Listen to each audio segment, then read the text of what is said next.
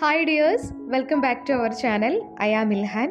ഇന്നത്തെ video പെന്നിവേട്ട് പ്ലാന്റിനെ കുറിച്ചുള്ളതാണ്. പെന്നിവേട്ട് plant ഒരു aquatic plant ആണെന്നുള്ള കാര്യം എല്ലാവർക്കും അറിയാം. അപ്പോൾ ഈ ഒരു പ്ലാന്റിനെ കുറിച്ചുള്ള ഒരു കംപ്ലീറ്റ് കെയർ വീഡിയോ ഞാൻ നേരത്തെ നമ്മുടെ ചാനലിൽ ഇട്ടിട്ടുണ്ട്. അതിൽ ഈ പ്ലാന്റിൻ്റെ കെയറിങ്, അതുപോലെ തന്നെ ഇതിൻ്റെ പോട്ടി മിക്സ്, പ്രൊപ്പഗേഷൻ, അങ്ങനെയുള്ള സകല കാര്യങ്ങളും പറഞ്ഞിട്ടുണ്ട്. അപ്പോൾ ഇന്നത്തെ വീഡിയോയിൽ ഞാൻ അതൊന്നും പറയുന്നില്ല. അതൊക്കെ അറിയണമെന്നുള്ളവർ ആ വീഡിയോ ഒന്ന് പോയി കണ്ടു നോക്കിയേക്കുക. ലിങ്ക് ഞാൻ താഴെ ഡിസ്ക്രിപ്ഷൻ ബോക്സിൽ കൊടുത്തിട്ടുണ്ട്. ഇന്നത്തെ വീഡിയോയിൽ പറയുന്നത് ഈ ഒരു പ്ലാന്റ് നമുക്ക് എങ്ങനെ ഒരാഴ്ച കൊണ്ട് അല്ലെങ്കിൽ ഒരു 10 ദിവസം കൊണ്ട് ചട്ടി തിങ്ങി നിറഞ്ഞ് വളരുന്ന രീതിയിൽ അതിനെ വളർത്തിയെടുക്കാം എന്നാണ് പറയുന്നത്.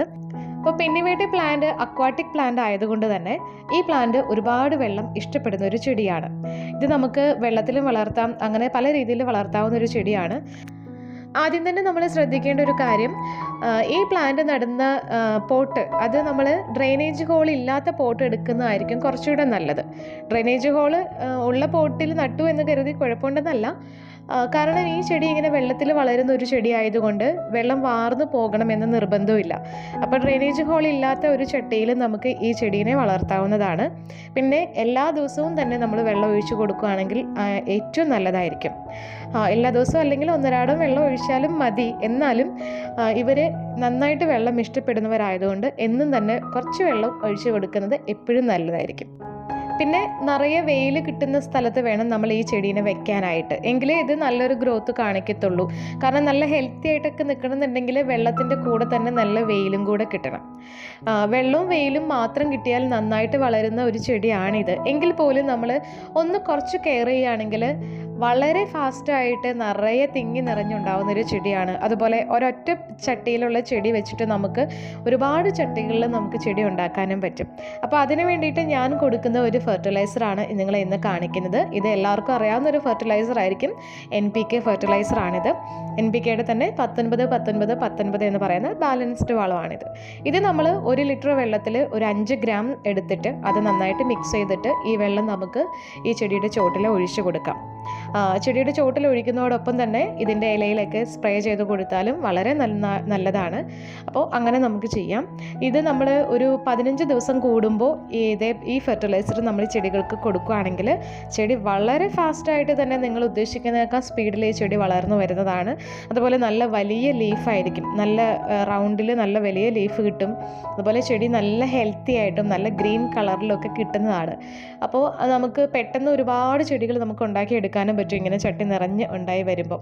15 ദിവസം കൂടുമ്പോൾ നമുക്ക് ഈ ഒരു ഫെർട്ടിലൈസർ നമ്മുടെ പെന്നിവേട്ട് പ്ലാന്റിനെല്ലാം ഒഴിച്ചു കൊടുക്കാവുന്നതാണ്.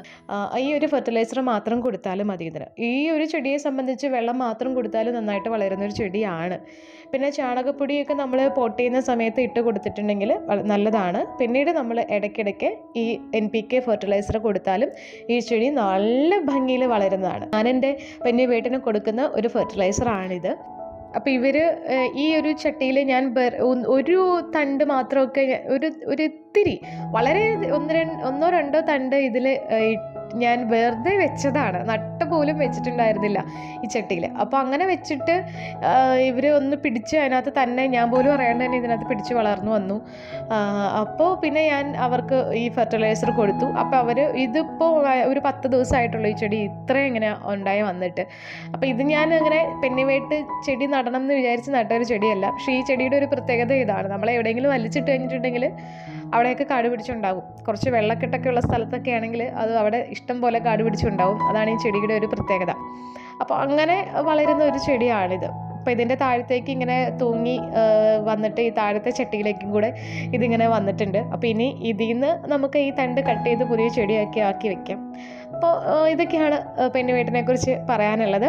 പെന്നിവേട്ടിൻ്റെ ഡീറ്റെയിൽ ആയിട്ടുള്ള വീഡിയോ നിങ്ങളൊന്ന് കണ്ടു നോക്കട്ടോ.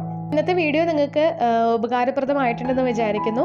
അപ്പോൾ വീഡിയോ ഇഷ്ടമായാൽ ലൈക്ക് ചെയ്യുക, അഭിപ്രായങ്ങൾ കമൻറ്റായിട്ട് അറിയിക്കുക, ചാനൽ സബ്സ്ക്രൈബ് ചെയ്ത് സപ്പോർട്ട് ചെയ്യുക, തൊട്ടടുത്തുള്ള ബെല്ലൈക്കനിൽ ആൾ ഓപ്ഷൻ കൂടെ ഒന്ന് ക്ലിക്ക് ചെയ്തേക്കുക. അപ്പോൾ നമുക്കിനി അടുത്തൊരു വീഡിയോയിൽ കാണാം. Thank you so much. Take care. By.